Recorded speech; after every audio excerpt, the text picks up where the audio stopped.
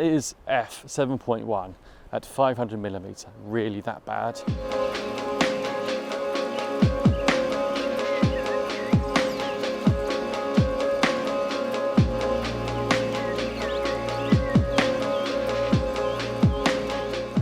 Now it's been well over 2 years since I've bought this lens, the RF 100-500. From what I gather, I think quite a lot of other Canon users have now invested into this lens. Usually this lens goes everywhere with me because it's just so portable, it's relatively lightweight, it's extremely versatile, and it produces some really great results, even at f7.1.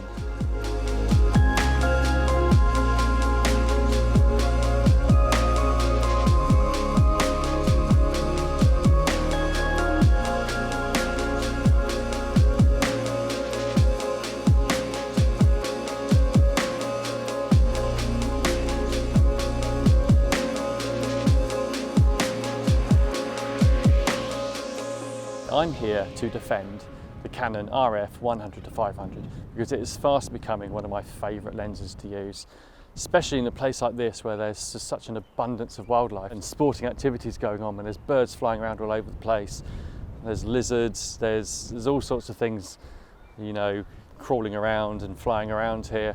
Now I've come down to Tweed River to try out a few things and to demonstrate why f7.1 isn't that much of a problem. With photography, there's always going to be some sort of compromise, whether it's pixels, aperture, focal range, focal distance, fixed zoom or prime lens, whatever it is, there's always going to be a compromise. The reality is, it's about working with what you have and getting the best out of it, which is what we're going to do today with the RF 100-500.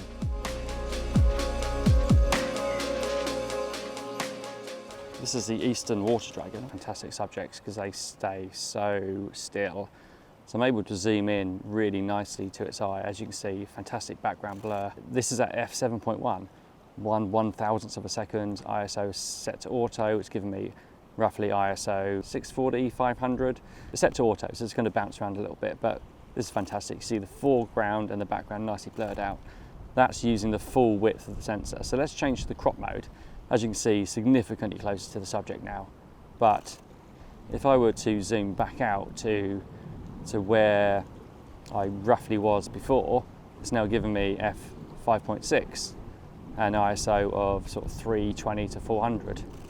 But is the background bokeh, background blur, better than at f7.1? Trying to prove the point that is f7.1 really that big a deal? Is it really that much of a problem? The only real difference now is that I'm getting 17 megapixel images instead of 45 using this kind of crop mode, which is not ideal. Obviously you'd rather have 45 megapixels, but when it comes down to serious low light situations with this lens, then sometimes that's the compromise you have to make. So let's move back to the full width of the sensor.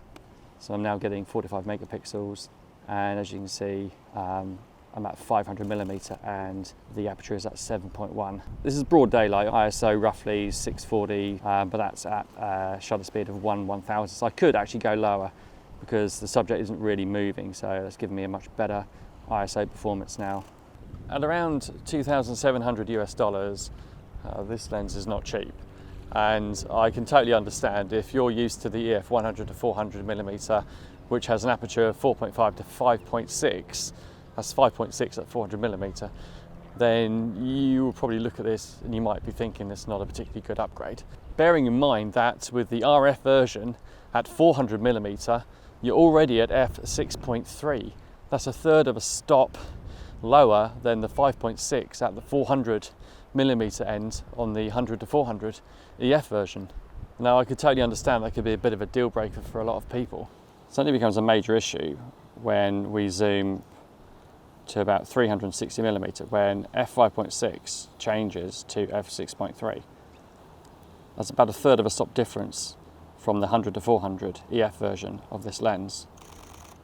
But it's only at around 7.1 at roughly 470mm, which isn't that bad after all. So really the main issue is between the 360 to 400mm range, where we're losing about 1/3 of a stop of light from f5.6 on the EF 100-400 to f6.3 on the new RF 100-500. Is that really that bad?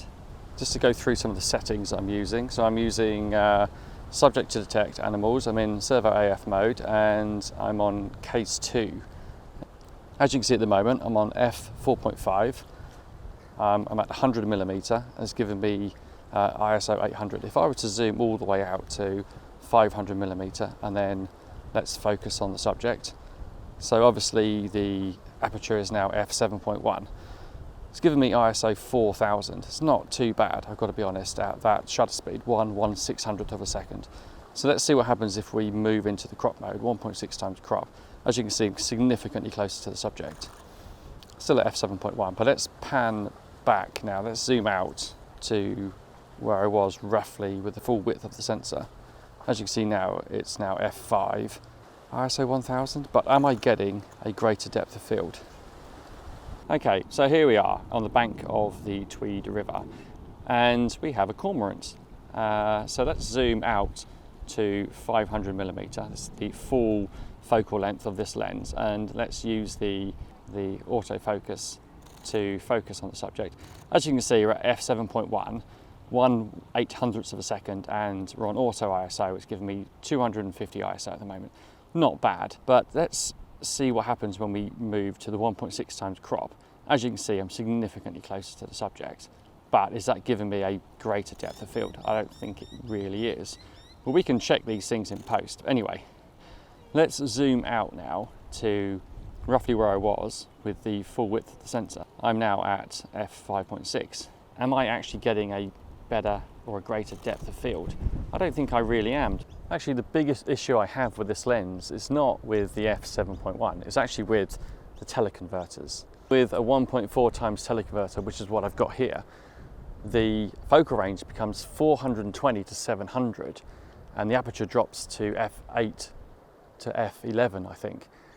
That's because when you fit this to the lens, it has to be extended out to 300mm.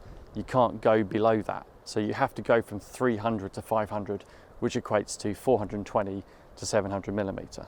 For me, that's a major design flaw and makes me less likely to ever want to use any teleconverter with this lens.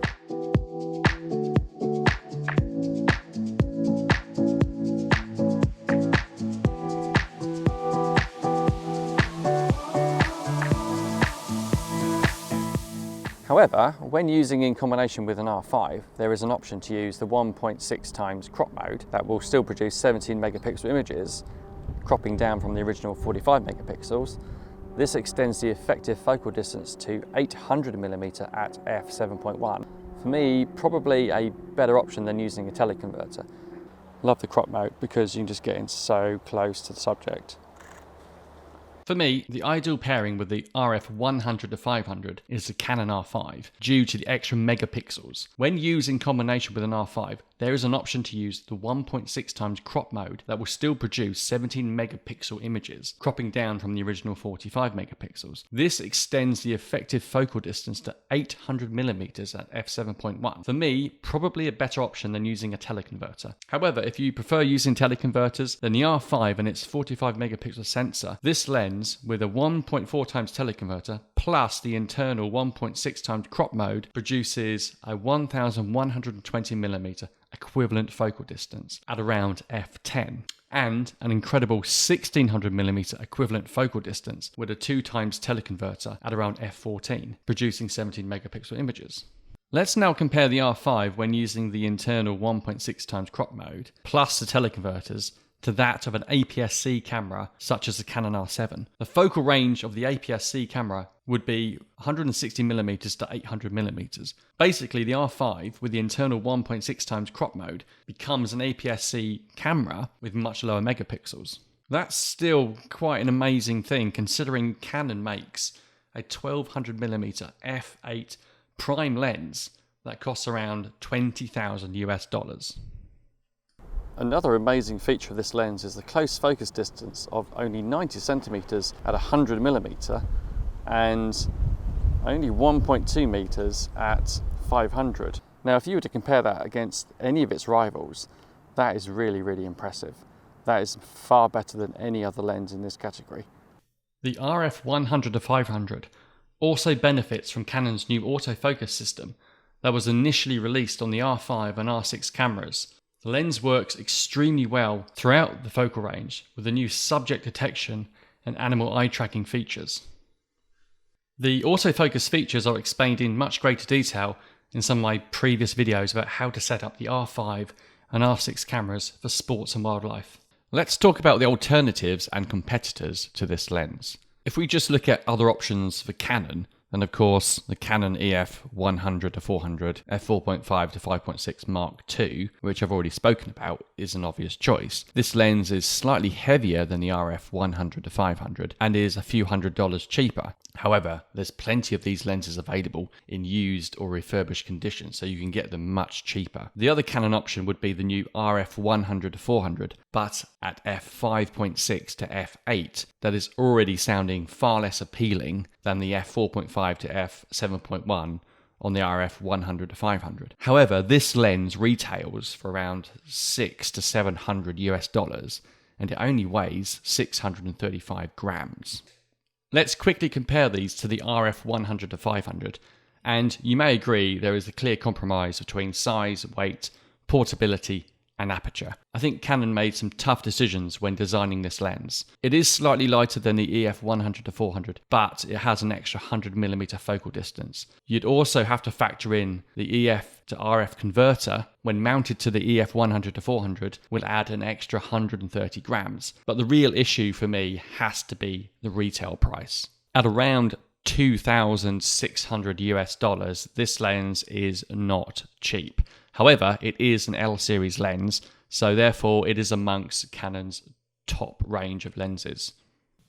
Amongst the rival brands, the 100-400mm f4.5 to 5.6 is a very popular choice for Sony, Nikon, and L-mount users. Sigma also produces an EF 100-400, but at f5 to f6.3, and is relatively cheap at around $800. It's light and portable, but with the EF to RF adapter mounted, it'll almost be the same weight as the RF 100-500. Sigma also produces an EF 60 to 600mm lens at f4.5 to 6.3, which retails for around $1,900. It's not that compact at 270mm, has a 105mm filter thread, and is an absolute monster at 2.7 kilograms. You'll also have to mount the EF to RF adapter, which is another $200 and adds another 130 grams. If you're a Nikon user, the only other lens I can think of that fits within this category, other than their own 100-400mm, is the 200-500mm with a constant aperture of f5.6 and a 95mm filter thread. This lens is huge and is only 600 grams lighter than my RF 400 f2.8 lens at 2.3 kilograms. It's not internal zoom, so can be compacted down to around 270mm, but it's quite big and heavy to carry around. I actually know a few people who have this lens and they produce great images, but they are always moaning about the weight. However, it's a cheap option at only $1,100. These are all amazing options for both professionals and amateurs. However, these are my choices as direct competitors to Canon's RF 100-500mm f4.5 to 7.1. We have the Sigma 150-600mm f5 to f6.3.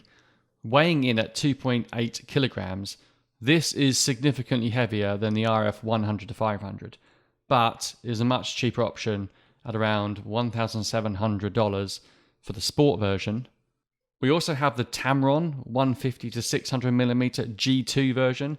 This is almost the same specification as the Sigma, but is significantly lighter at 2.1 kilograms and is a few $100s cheaper. The Tamron lens has a 95mm filter thread, while the Sigma Sport version has a 105mm filter thread. Both lenses would require the EF to RF adapter, increasing the overall weight even further.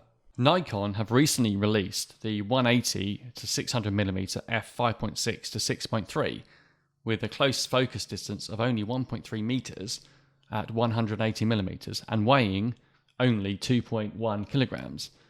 This lens is for the new Z mount and is actually reasonably priced at around $1,700.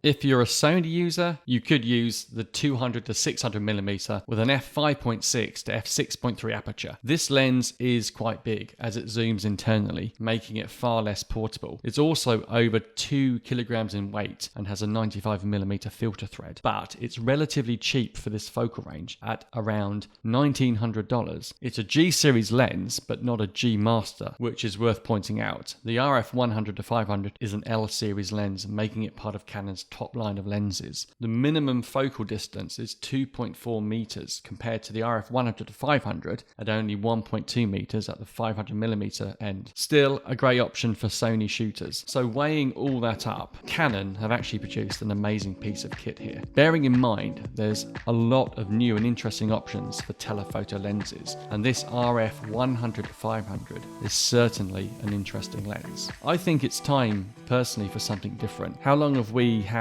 100 to 400 or 70 to 200, and the 150 to 600 have been around for a while? I think we need something new and exciting that's going to challenge the way that we work. If you've made it this far, then you probably deserve a beer. It's quite a lot to take in if you're new to the RF system, but hopefully this video has helped in some way. Please give it a like or subscribe to my channel for more videos like this. Thank you very much for watching.